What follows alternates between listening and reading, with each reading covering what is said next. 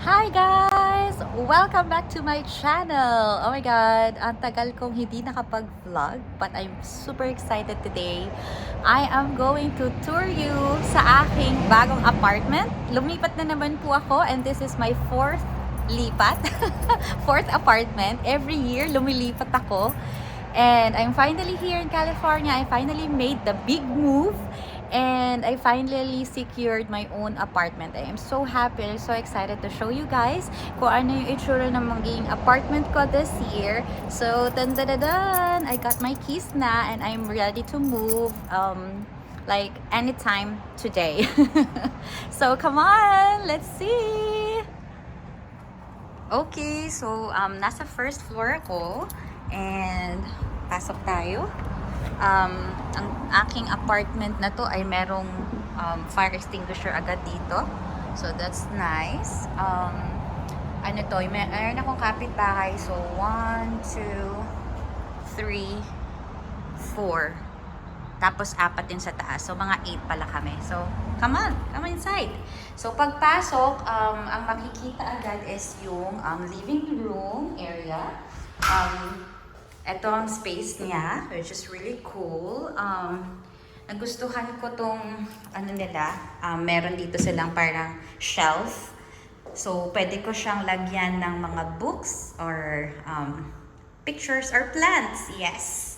And then, I'm happy naman na meron ng ilaw sa living room kasi sa dati kong apartment, usually yung living room laging walang ilaw. So, pero yung laki ng apartment na to is more, ano siya, mas maliit talaga tong size na to kaysa sa mga nauna kong mga apartments sa Iowa.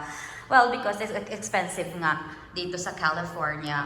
Etong space na to, so small, no? Pero this area would be the dining area. Pero bala ko siyang i-convert to my working station. Mas ipa-prioritize ko siguro yung working station ko.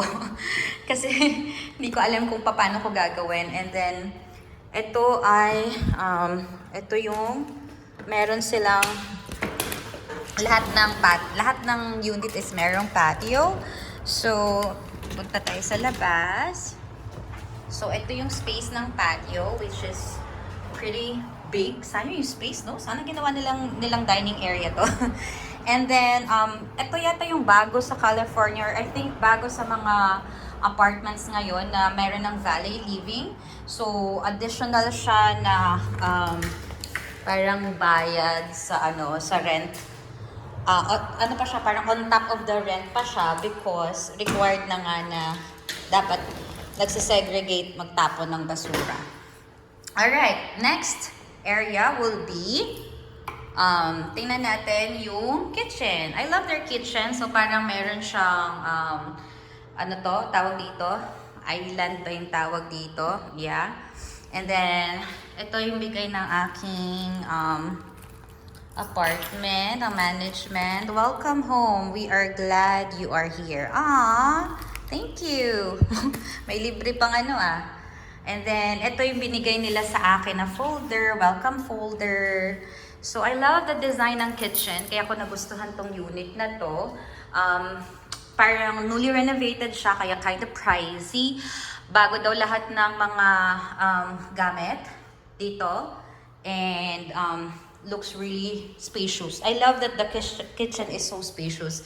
Yung kitchen naman na to, mas malaki naman tong kitchen na to kaysa sa mga dati kong apartment. So, electric lahat ang gamit. I love this kasi meron ko pantry. So, first time ko, actually, kaya ko din to napa-oo talaga ako dito. So, first time kong magkaroon ng apartment na may sariling pantry. Really, really cool. And then, itong side na to, more space pa. So, pwedeng ilagay dito yung mga jackets, ganyan. And then, more storage. Also, tawag dito, so ito ang nagpabenta pa lalo sa akin. I love that nakatago yung laundry area. So this apartment comes with in-unit washer and dryer. It looks bago, no? So medyo bago na I love it. Maganda yung pagkaka-like design na nakahiwalay Nakatago siya. So, ayan. So, dito lang din siya sa may, sa katabi ng fridge. Pero, meron siyang like doors na para talaga specific for the laundry area. So, it's really nice. Okay, now naman punta tayo sa bedroom. So, this is a one-bedroom apartment. So, I like it. Talaga siya, naka-separate. So, pasok tayo. Yung size ng room na to is again smaller than my previous rooms before. But, dahil ako lang naman din mag-isa, so I think this size is a good fit naman for me.